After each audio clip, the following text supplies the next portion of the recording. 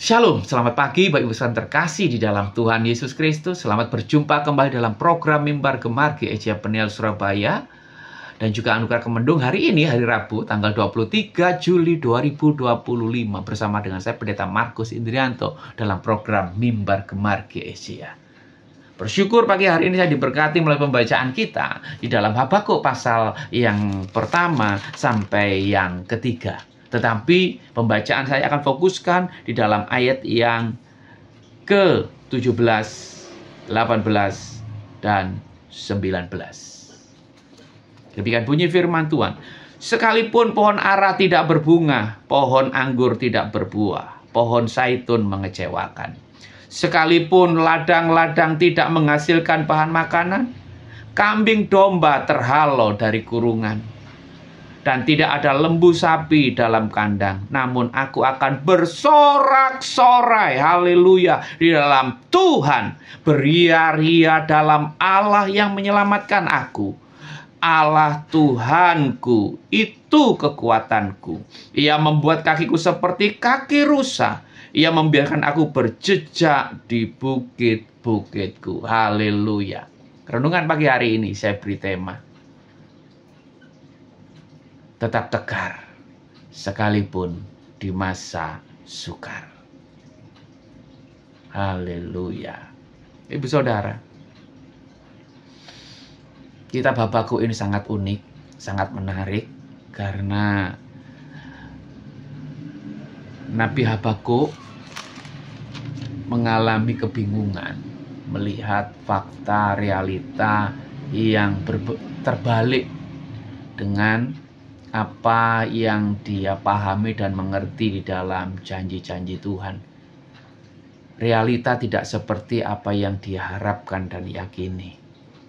Hal itu sempat membuat Habakuk cemas, bingung, bimbang, bahkan ragu, sampai Habakuk mempertanyakan hal itu kepada Tuhan.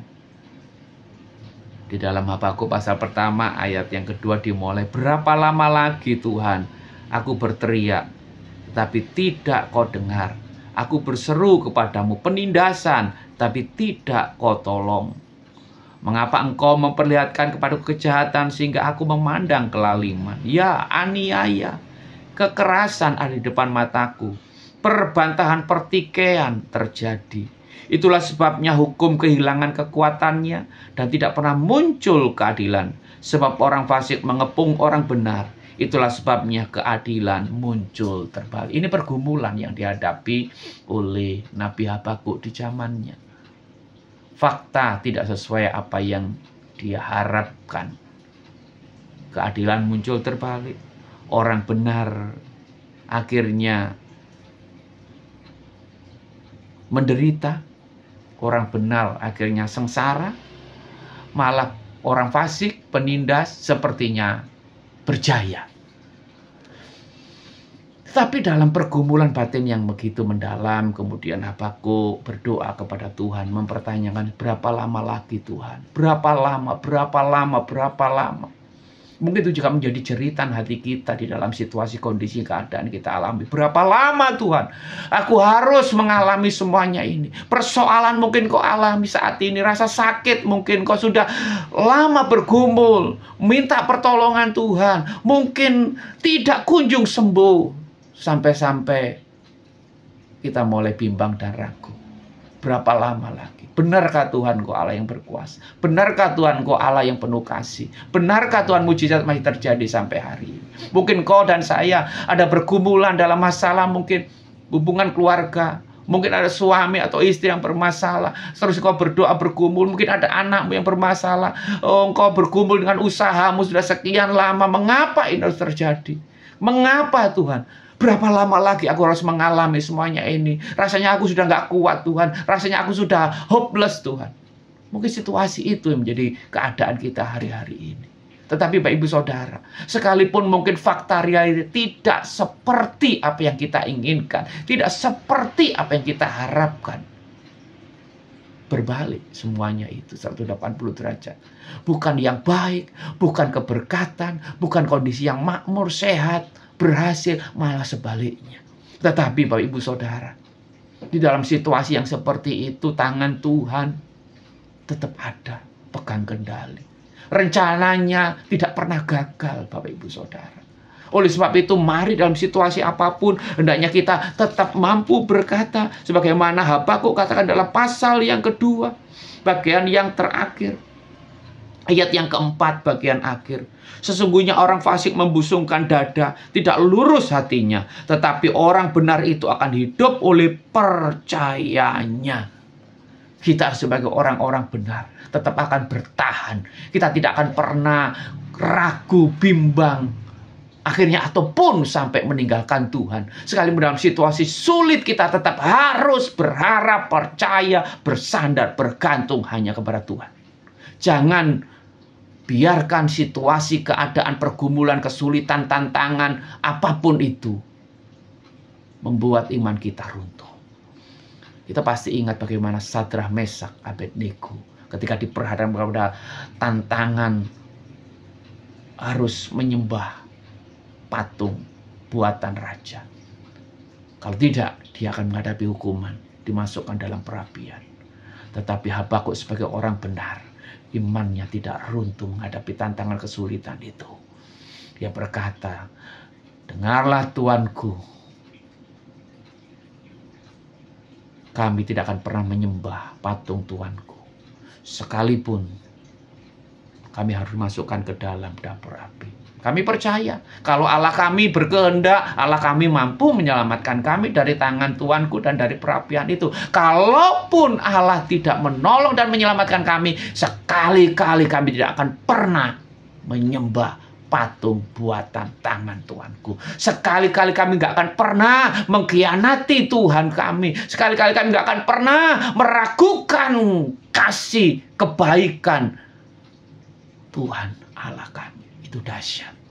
Itu cerminan orang-orang benar yang hidup oleh karena imannya. Bapak Ibu Saudara, apapun situasi kita hari-hari ini, apapun keadaan kita saat ini, sulit di dalam lembah-lembah kekelaman, masalah ekonomi menerpa kita, usaha bisnis terasa sulit, pekerjaan kita, mungkin kita mengalami PHK, usaha kita mengalami situasi yang sulit, bahkan hampir-hampir bangkrut. Kita ada beban pinjaman dan sebagainya menumpuk. Kesehatan terganggu. Masalah keluarga mungkin ada. Masalah suami yang membuat ibu-ibu terasa teriris hatinya.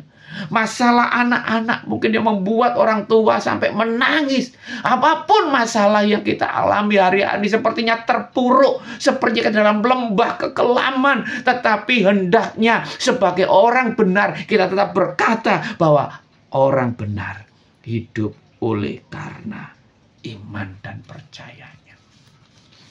Habakuk harus melewati dan melalui situasi-situasi yang sulit, yang sempat membuat dia sampai mempertanyakan Tuhan, sempat meragukan. Tetapi di dalam perjumpaannya kepada Tuhan, ketika dia mengadukan semua beban pergumulan itu, kemudian Tuhan menjawab, meneguhkan. Dan akhirnya Habakuk menemukan satu kepastian, sehingga dia mampu berkata dalam ayat yang ke-17 tadi, sekalipun pohon ara tidak berbunga, pohon anggur tidak berbuah, pohon zaitun mengecewakan, sekalipun ladang-ladang tidak menghasilkan bahan makanan, kambing domba terhalau dari kurungan, tidak ada lembu sapi dalam kandang.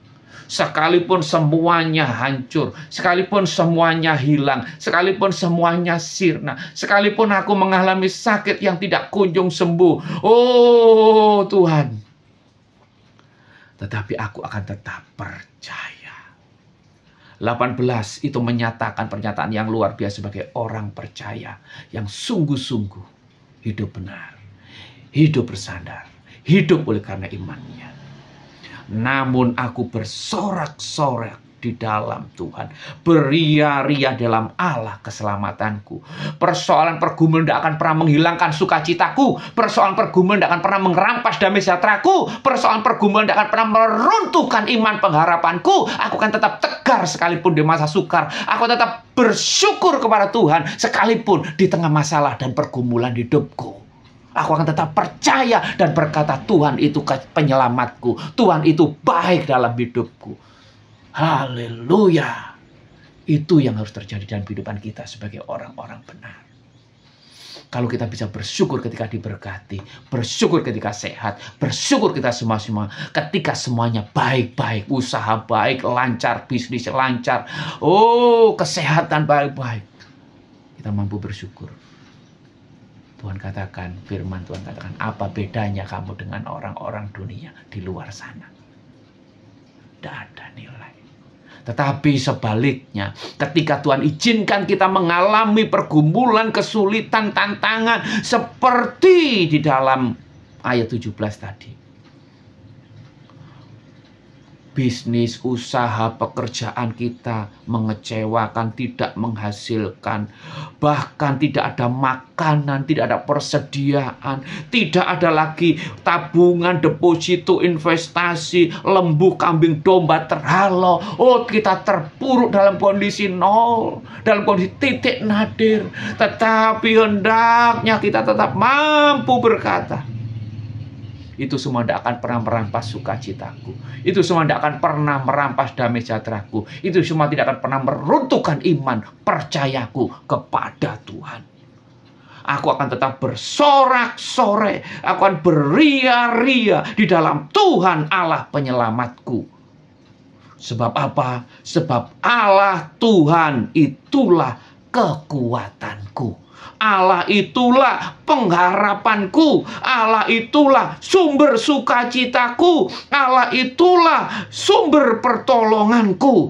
Tepat pada akhirnya pertolongan Tuhan tidak akan pernah terlambat. Sehingga ketika kita dalam hati kita, sanubari kita, hidup kita tetap kuat, tetap bersyukur, tetap bersukacita, tetap percaya. Pada saat itu persoalan belum selesai. Pada saat itu masalah belum ditolong. Pada saat itu Habakuk belum mengalami pertolongan Tuhan. Tetapi hati kita sudah dipenuhi sukacita. Hati kita dipenuhi damai sejahtera. Iman kita tidak runtuh. Itulah kehidupan orang-orang benar, orang-orang percaya. Dan pada akhirnya tetap pertolongan Tuhan akan dinyatakan. Dan kita akan mampu berjejak di atas bukit-bukit pergumulan dan persoalan kita. Kita akan mampu terbang tinggi mengatasi badai hidup ini. Mengalahkan semua bukit-bukit persoalan, bukit-bukit pergumulan. Kita akan berjejak di atasnya. Itu bisa kita kalahkan, itu bisa kita runtuhkan. Sehingga kita tetap sebagai pemenang di dalam Tuhan. Betapa dahsyatnya orang benar hidup oleh karena percayanya, bukan karena melihat. Berbahagialah orang yang tetap percaya sekalipun tidak melihat. Haleluya. Sebab Ibrani katakan iman dasar dari segala sesuatu yang kita harapkan dan bukti dari segala sesuatu yang belum kita lihat. Tetapi pasti cepat atau lambat kita akan melihat dan mengalami semua janji-janji Tuhan atas hidup kita. Tidak pernah terlambat pertolongannya, tidak pernah terlambat penggenapan janjinya. Terpujilah nama Tuhan. Kita bersatu dalam doa. Bapa Surgawi, kami mengucap syukur buat kebenaran firman Tuhan pagi hari ini. Menguatkan, meneguhkan kami bersama untuk menghadapi situasi-situasi yang sulit hari-hari ini. Tapi kami tahu orang benar tidak akan pernah ditinggalkan. Orang benar tidak akan pernah meminta-minta roti. Orang benar tetap akan bersukacita, mengucap syukur dalam segala perkara, dan tetap percaya bahwa Allah sumber pertolongan kami, dan kasih-Nya, pertolongannya, kuasanya tidak akan pernah berubah dan terlambat atas hidup kami. Berkatilah segenap umat-Mu melakukan aktivitas kegiatan hari ini dalam penyertaan, perlindungan, dan berkat Tuhan yang sempurna. Dalam nama Bapa, Putra, dan Roh Kudus, damai sejahtera Allah turun atas kami. Haleluya. Amin. Selamat pagi, selamat beraktivitas. Tuhan Yesus memberkati. Salam bergemar.